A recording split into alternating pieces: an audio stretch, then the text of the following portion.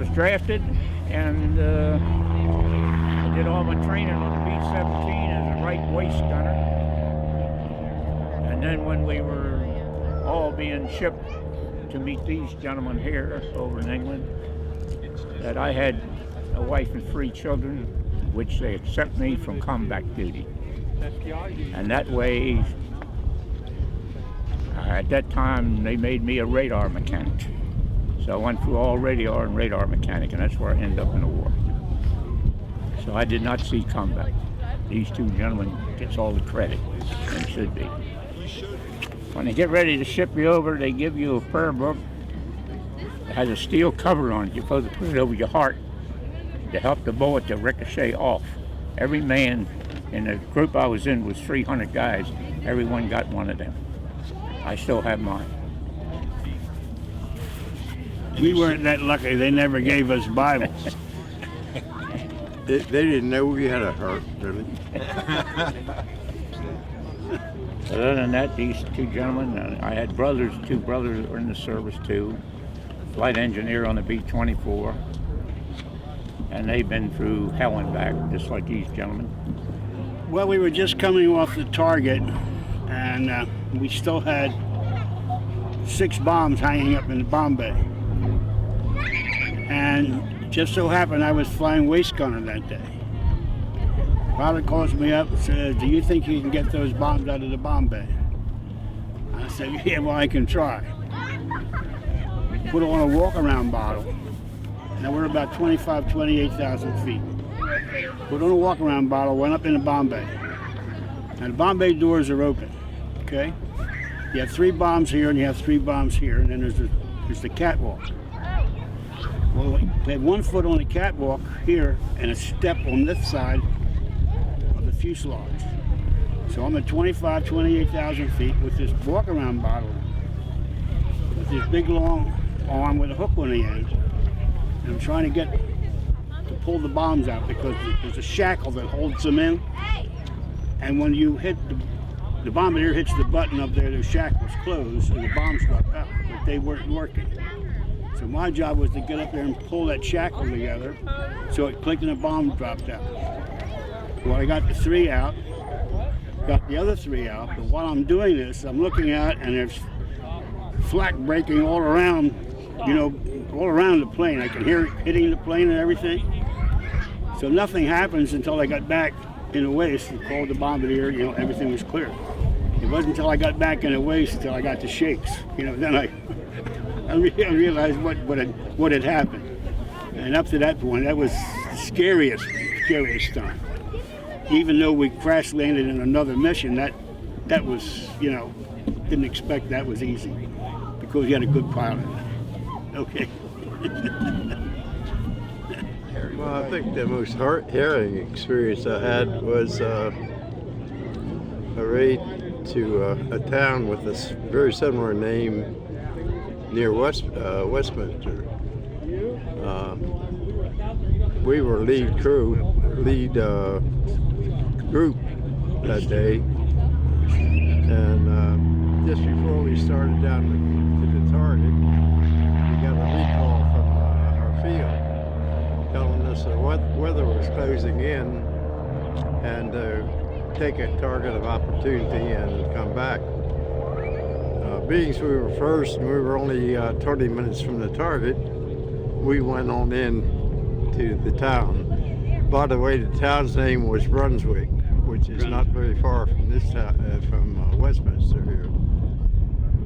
But anyway, we started down the bomb run, and the fighters came up after us. Must have been about 20 fighters, German fighters, and we started into the target, and we lost 2 planes going into the target. It so happened the bombardier couldn't pick up exactly where he was supposed to bomb. So we were going around on a 360. There were 2 other groups with us. They bombed and left our formation. We proceeded to go to the target the second time with the planes, with the fighters still coming after us. Must have been about 20 fighters up there. Second time around, we dropped our bombs, but we lost. We were leading the second element in the lead squadron, and we had lost both wingmen. Another plane had come and taken the wing position. They got shot down, and another plane got shot down. In total, we lost 8 planes out of 24 that day. And it's about the worst mission we had all during the war. We finally got back to the field, and things got good. No, the only other thing was when the pilot called me up and asked me if I still knew how to use the bomb sight, and I said, yeah. Now, preface this just a little bit. I watched out of Bombardier Navigator School, but I watched out for navigation, not bombardiering. So anyway, I said, yeah, and I went up to the nose, and we had taken off late that day, so we missed the rendezvous point. We were basically by ourselves, and it was up to a vote from the pilot to the crew as to whether we wanted to go on this mission and find a target of opportunity, or just abort and go back and not get credit for the mission. So we decided we weren't afraid of fighters at that point, because the German fighters weren't in existence anymore as far as we were concerned. Anyway, we went over over France, and I'm up on the bomb site, and I'm looking out. Beautiful day like today. There's a canal down there, and alongside of the canal are all these barges. So I called him off to the pilot, and he said, well, do you think you can hit them? I said, well, I'm going to try. So I got on the bomb site, lined them all up, hit the switch, and I just walked right up that, he just walked up that line of barges. And we turned around and went back and got credit for the mission.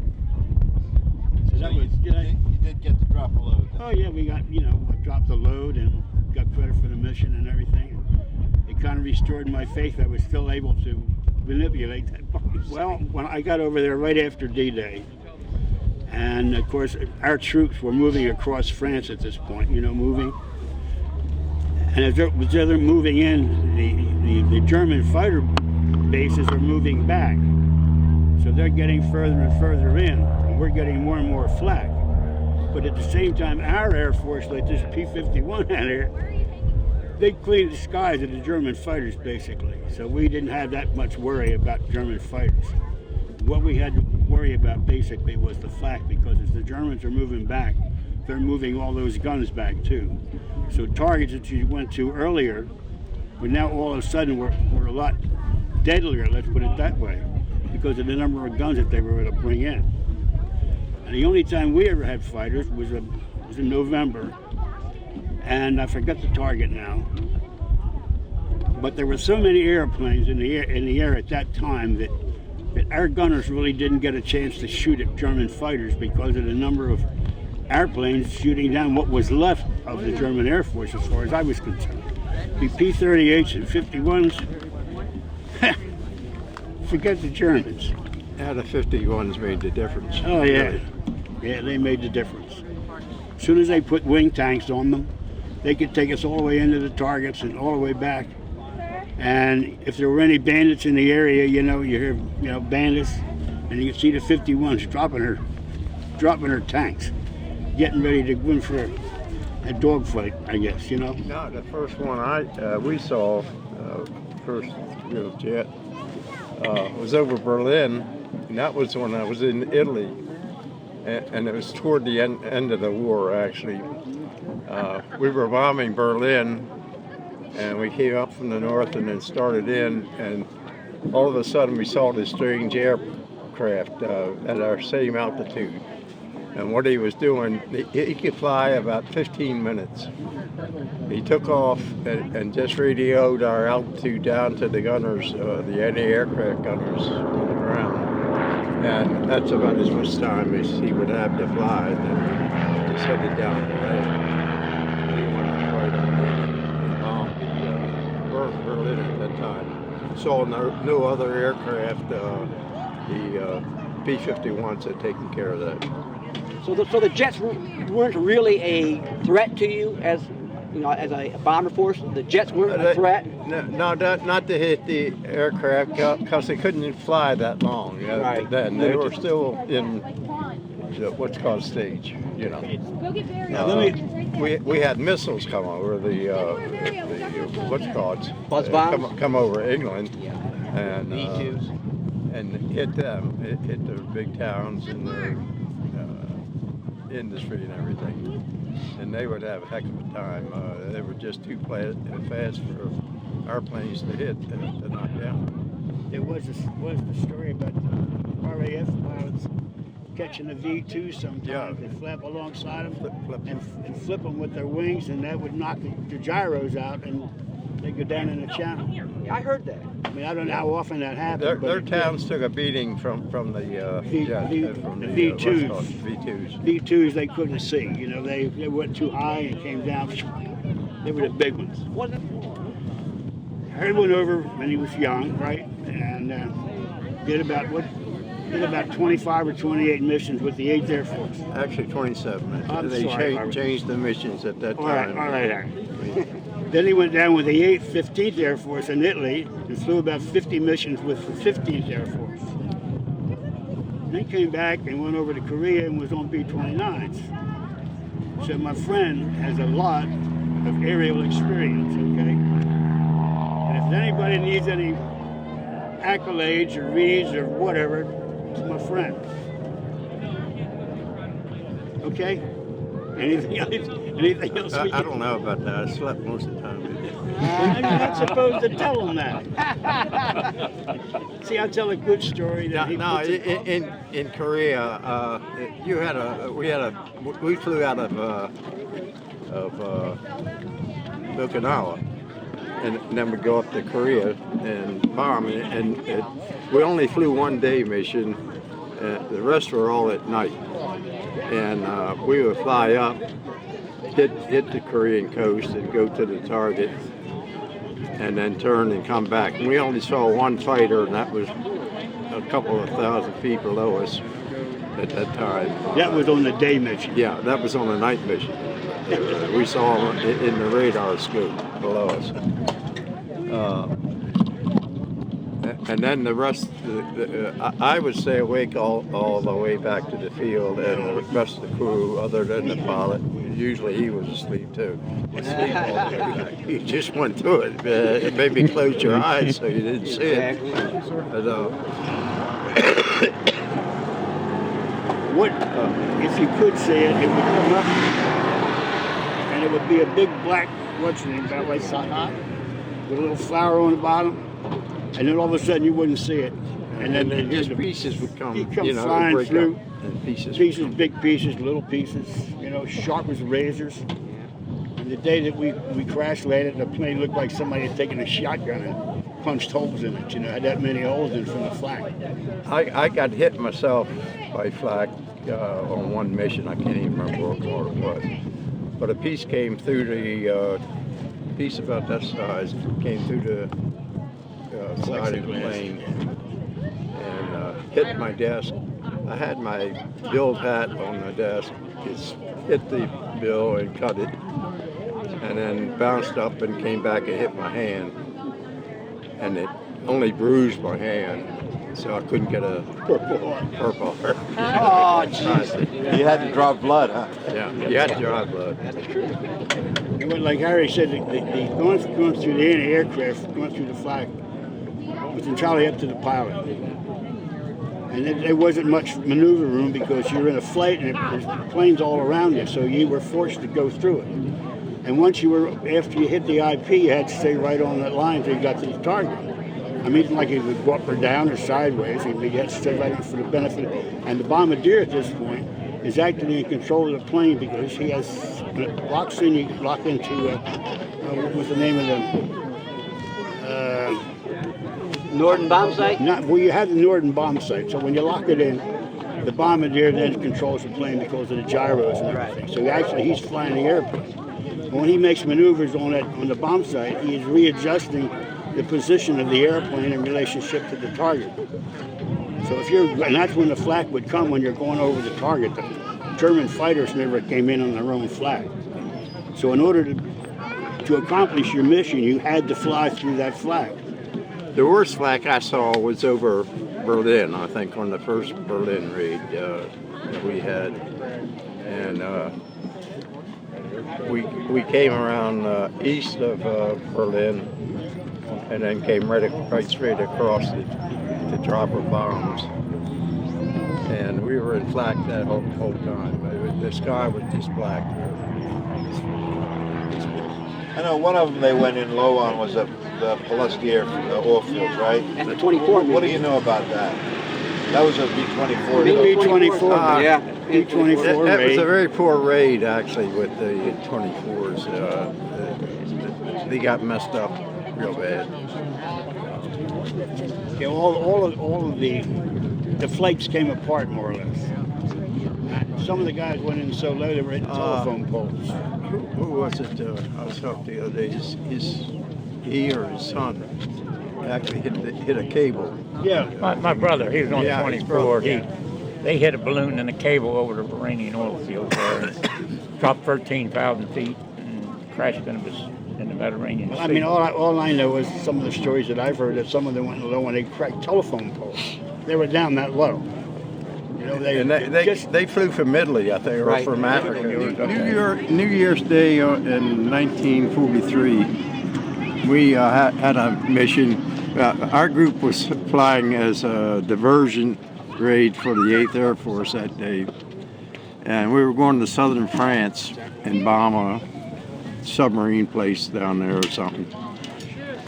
And we went down, it was 18 planes in our group. And we were bombing in 3-plane groups as we hit the target. And we started in to the target. Just so happened there was not supposed to be any flak there. But just as we started down, 3 shots started coming up. And there was a flat car down on the railroad tracks shooting at us, three guns. First time around, we didn't drop our bombs. The pilot or the bombardier couldn't pick up the target. And we came around, and we were flying in 3 plane groups, one behind the other. First group dropped their bombs, and just as we dropped ours, we got hit by a piece of flak, and our engine started smoking, and we didn't know whether it was on fire or not. Anyway, we left the formation and finally got the smoke and the fire out, and we headed back for England by ourselves. And we got to the coast of England, and there was this big runway. It must have been a half-mile wide and a mile long, and that was emergency field. So we came around the pattern, and we started down, and as we got most of the way down, we saw X's on the runway. They turned out to be rocks piled up about 3 feet all the way down the runway. The pilot gunned the plane, finally got it under control, and we pulled up into the pattern again, and a voice came across the intercom, and he said, "Hey Yank, you're supposed to land over here on the grass." And they had X rock piles all the way down that runway to keep the Germans off the damn thing. When the only bad thing about that whole thing was it was New Year's Eve, and by the time we got back to the field, we had missed the New Year's Eve party and everything else that they had. One thing I can tell you, when that day we got shot up so badly, we crash landed it was right over the border into Belgium, at what had been a German fighter field. We're coming back, we had 2 engines out, wheels are stuck, hydraulic system shot out, And all of a sudden, the pilots go Mayday. Mayday. The next thing you know, we have 251s like these guys come sliding across, and they keep going back and forth like this over us. If there were German fighters, and they called it a pilot where this field was. So we went into the field and did a beautiful job, man. Landed it just like he had wheels. Landed the plane, the props bent up, the ball turret was all shaved off. Came to a nice stop, everybody got out. It was beautiful. We had a good pilot. We first met him and he said, now if any of you guys want to be heroes, he said, you're flying with the wrong guy. He said, my job is this, is to get to the target and bring you guys back. He said, that's what I'm going to do. And that's just what he did. Got us all back safely, Anyway. I'd like to say one thing. While we were bombing Korea, we spent some time in Japan. We landed there going to Okinawa and spent about a week there. And we had a rest leave there about a week, and we were there for a week when we came back home to the U.S. And the Japanese people were tremendous people. They treated us fine, and I wouldn't mind going back there again. But before we come to a conclusion, I think in all fairness, you are listening to just two guys having to be lucky enough to come back. But there's a lot of guys out there that have a lot of better stories than what we have. So maybe someday down the road you might be able to hook up with a couple of those guys and they'll tell you some real fancy stories, real scary.